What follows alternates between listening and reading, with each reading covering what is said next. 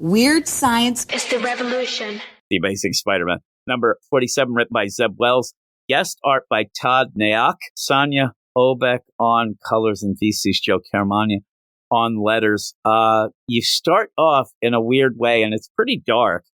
I didn't even think. I keep forgetting Hallows Eve. She's on the cover, and then you jump in. You have Freddy, or not Freddy Krueger. You have pretty much Jason with Freddy, like any sort of serial killer horror movie deal in there where it's so vicious. And you have this character wanting to know where Chasm Ben Reilly is and is willing to start cutting off fingers and toes. Like, clap your hands, everybody. And then you realize, okay, it's Hallows Eve. Now, in that, I hope that everybody understands Hallows Eve's, like, the power set where she has masks, and whatever mask she puts on, she kind of transforms into that. It's not really spelled out here as much, but that's okay. You kind of get the play. They figure you know at this point. But yeah, again, I don't know that had Erica Schultz had that solo series that I thought started out pretty good, but I don't think many people that helped were reading a lot, that. For sure. Yeah, but I did like that enough. But the idea here, she does seem to be getting a little bit, not controlling these masks as much. I mean, she's not a character. And that's the other thing. It's a little subtle, but you end up, and it's Janine Godby. She's not somebody who would cut people's fingers and toes off. No, she's pretty nice, actually. Yeah, she is nice. And really what she just wants is her boyfriend, Ben. And he's been treated pretty poorly. And he has been in the limbo prison after the idea of trying to get his memories back in that whole play with the clone stuff. And he wants real memories, and some of the memories were taken. He wants them back. Blames Peter. Not who he should be blaming, but he still does. But it's just this crazy scene where she's about to cut off fingers and toes. Who is this guy? She's beating or interrogating. It just seems like somebody who is in the Luke Cage's deal of being mayor and wants to know where, like, he knows this. And she's so desperate, it's down the line. Luke knows this and that, I don't know. And also says, I'm not going to sell it, Luke. Pretty loyal, right? Not to lose fingers and toes.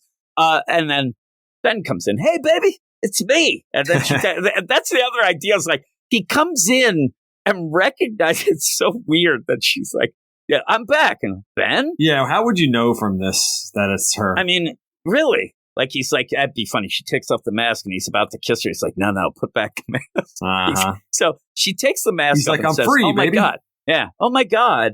And, she seems to be losing a bit of control, which Ben seems off as well. And where I think that there's a disconnect a bit is that we haven't seen any Ben. Why weren't we seeing at least something going on when he was in that limbo prison? He was just hanging. We saw little bits. We did get the thing in the newer web of Spider-Man, but that's just to set up this stuff. But we never saw it in this. It seems like his mind's a little frazzled more than it was. But he comes in and says, hey, I got out of prison.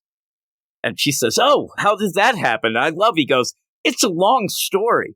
And then that pushes you over to that nonsense, overpriced preview issue of Web of Spider-Man. First off, it was not that big a story. All he has to say to Janine is, I don't know, Madeline Pryor kind of let me out. That's really what it was. He ended up kind of fighting his way out, but she let him go. There you go. There I'm it is. out, and I'm going to be hanging out with Kane a lot. Yeah, that's the deal, because Kane's on the... And I actually, for some reason, thought that when we first got I thought this was going to be Kane at the beginning when it was Hallows Eve, but he's kind of in the background, and that'll be that Steve Fox book or David P. posted. I think it's Steve Fox. Yeah. So with that, he's like, okay. And, the whole deal of this is like, I want to know what happened to this dude then. Because they just kind of hug, and then you just go off to Peter. And Peter is calling Mary Jane saying, hey, what's going on? I have to go and talk to the doctor from Ravencroft about Aunt Anna. And I wrote my notes is this going to be a thing where this is the device to get Peter to talk to Mary Jane? Because I know that they're friends, but now they've kind of moved apart, and you have Paul in the picture. Unfortunately, he's here. Drive me nuts with those pants. Yeah, those pants are bad. I was just about to say that. Yeah, what does he think? He's in some glam rock band from the 70s? Look at these things. Pinstripe pants. He thinks he's Rod Stewart or something. You end up where all that going down. Ponytail. Like, yeah, what a jerk. I did everything about him. But, and what is she? Is that popcorn? What the hell does she have? Or is that like a big bowl of sugar? I have no idea. I think it's popcorn. It's like the idea and if they are there, like I want to point out any reason why I could think that things are going bad. First off, she's talking to Peter on the phone. He's on. Now, do you think he might be setting up the movie on his laptop? Or is he not involved because Mary Jane wants to watch a movie and he's a jerk? And he doesn't want to. He has the laptop, so she's going to watch with the popcorn? He's got a laptop like weirdly propped up on his legs too. Yeah, well, unfortunately, those kids disappeared. You keep doing that, Paul, you're not going to have any others. It's bad for you. So he's there, and I was just like, why? And I swear to God, it's like they end up, and Todd Nauk is doing the art. And, they're like, wait a minute, Todd, you have to annoy people. Put Paul in there, because really she's just talking. I wish that she I got to take this and goes in another room and you see Paul getting upset. And she's on speakerphone too. She's not even using a regular phone. He can hear everything that's going on. And you know what the problem is here too? And I didn't know we were going to swerve over to Paul this much, but the idea that I think they're going to play that Paul is fine with anything that, Peter, I'm fine with, that makes him worse in my mind. Like that makes me then mad because he's not standing up to be, because I hate him. Mm-hmm. I just hate the guy. But this whole thing, I think that Anna was involved and still is at this point to do this because no, you're right. They have nothing else to really talk about. Like, you're not going to call, you can end up having her get captured or, this, that, and the other thing. But she's jackpot now. So yeah. Jackpot. Please. I'm telling you, Hallows Eve, I think, is like a misplay of a character. Jackpot is just an abomination. Worse than actual abomination. So you end up where, oh man, and this play, and it's Zeb Wells and in his mind working these things. I didn't get what they were saying because they're like, oh man, we're going to go talk to Nurse Shay about Anna. Now, first off, what are you actually, because he says someone from Ravencroft wanted to go over a few details regarding her release. I don't know what a nurse would have anything to do with that. And I think Peter would realize this, but they're going to go talk about it.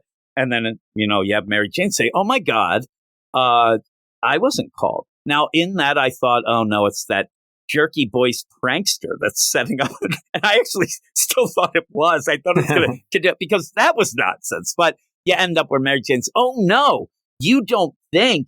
Never thought that they thought it was a date. I thought it was actually a setup to be like, oh, no, it's Tombstone or something. But no, it was a date.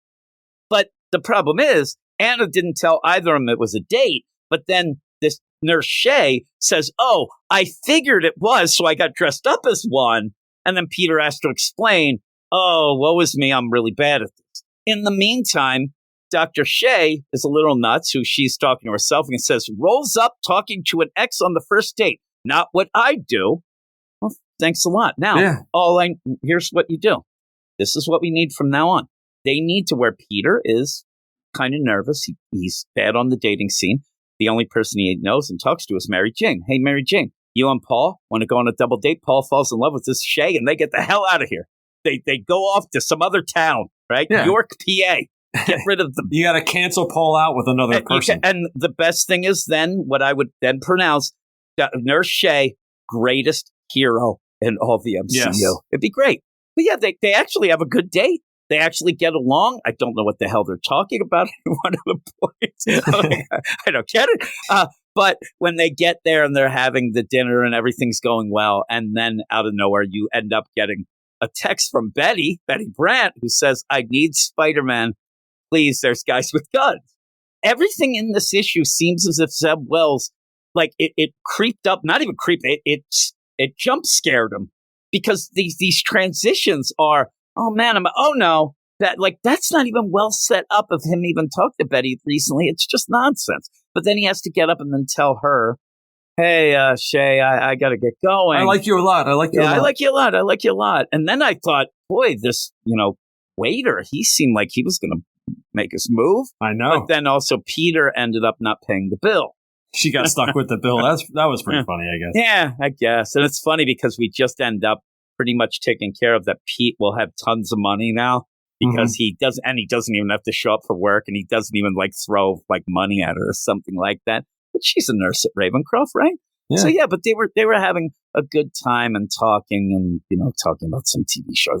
And then she even says, she has like she has kind of a like a gallows humor type deal to get through the idea that she's a nurse for killers and things like that. But she's telling a hippo story, and she seems pretty cool, I guess. Yeah, she seems nice. That's why she won't be around too long. Her and Paul, she'll probably die. But yeah, and there you go. She seems annoyed that she has to pay, though. That might be the worst. But he says, "I like you. Thanks a lot." And I did like when he's running up the side of the building as he's changing. That was pretty cool. But then, yeah, he's like, "Here he comes, the Spider-Mans."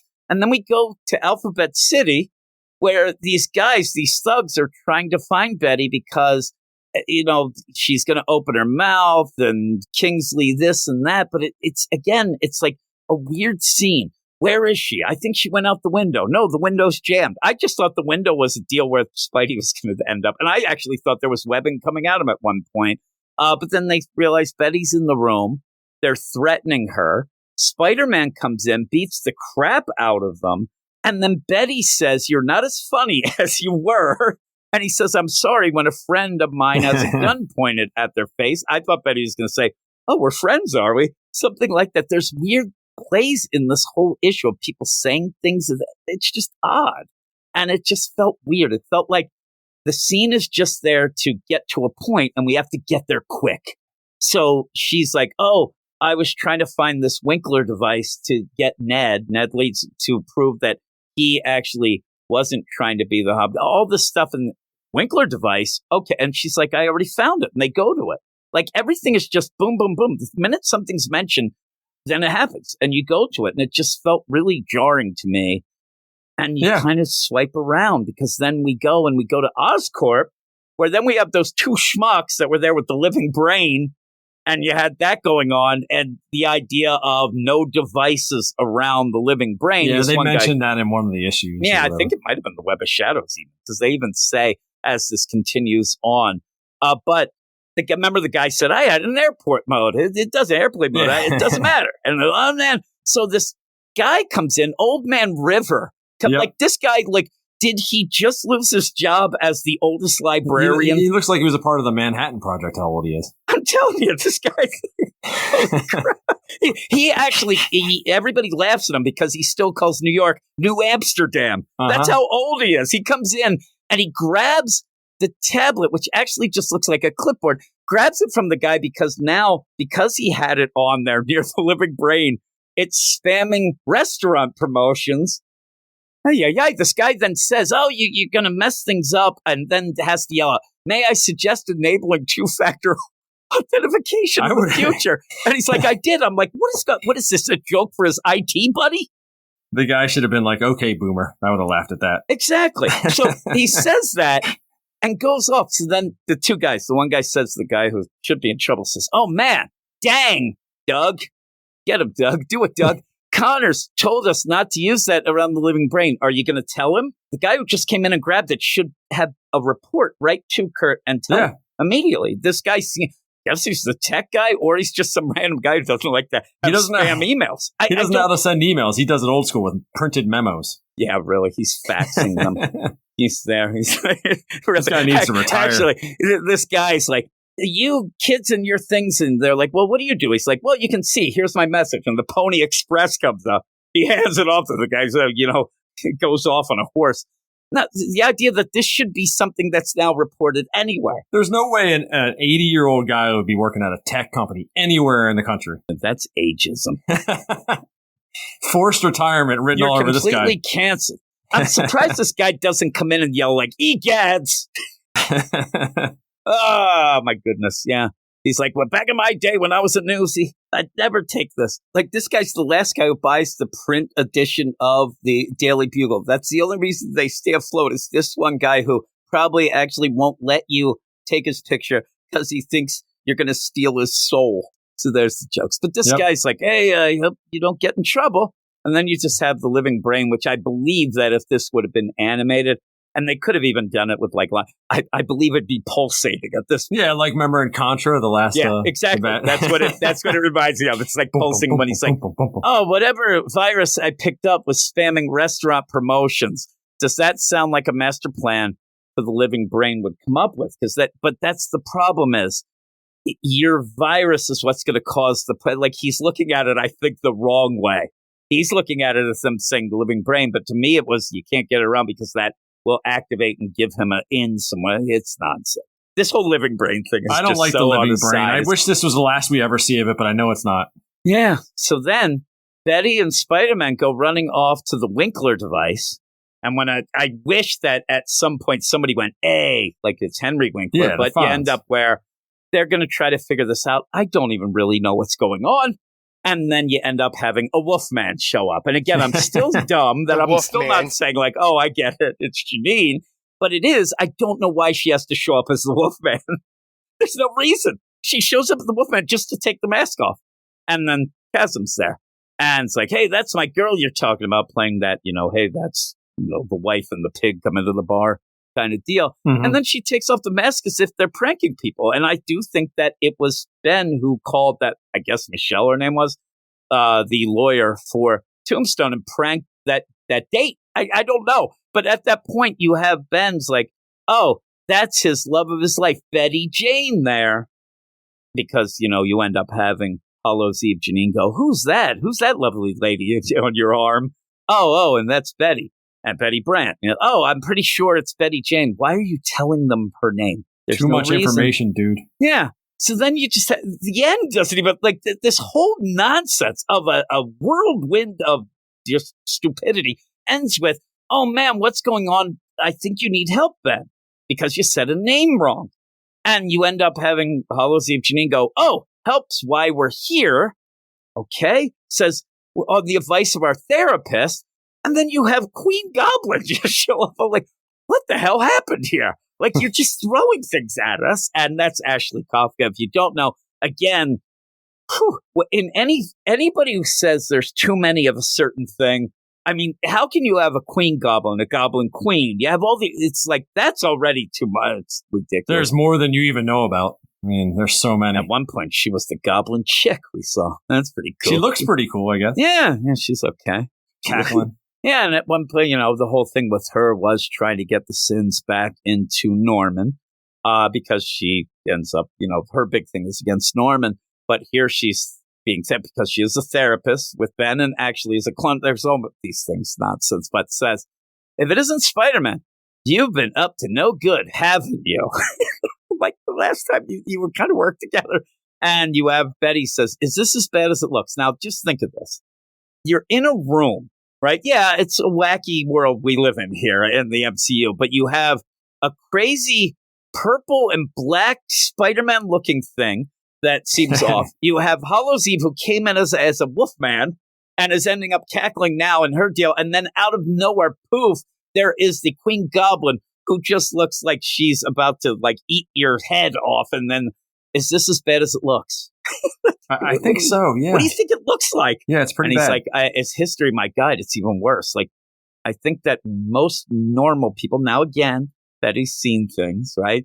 I think she'd crap her pants, because I would. I'd be like, holy crap, like you would think. But in this whole ending, like I said, Queen Goblin, more against Norman.